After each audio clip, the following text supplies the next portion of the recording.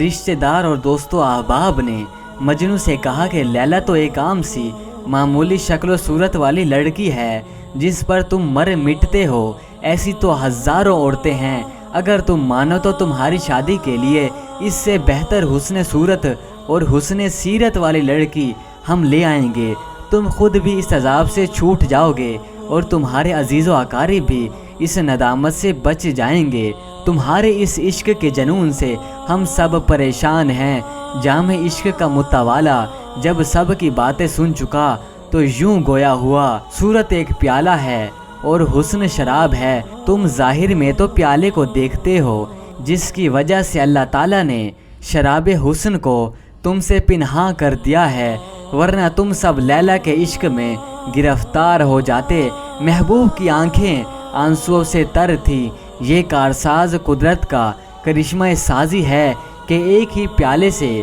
کسی کو شہد، کسی کو دودھ، کسی کو زہر اور کسی کو تریاک پلا رہا ہے۔ جناب یوسف علیہ السلام کی صورت ایک جام کی سی تھی، والد اس سے جلوہ الویہ اور بھائی اس سے زہر پیتے تھے۔ زلیخا نے شکر کا شربت اس پیالے سے پیا۔ جام عشق غیب کی چیز ہے اور پیالہ اس جہاں کا نام ہے، کسی کے لیے یہ جام امرت ہے، کسی کے لیے زہر ہے، یہ اپنی اپنی طبیعت اور دلوں کے سودے ہیں، جو جس کے نصیب میں ہوتا ہے اسے وہی مل جاتا ہے۔ عشق ایک ایسا جام ہے جس میں دیتے ہیں باد ظرف قدِ خوار دیکھ کر۔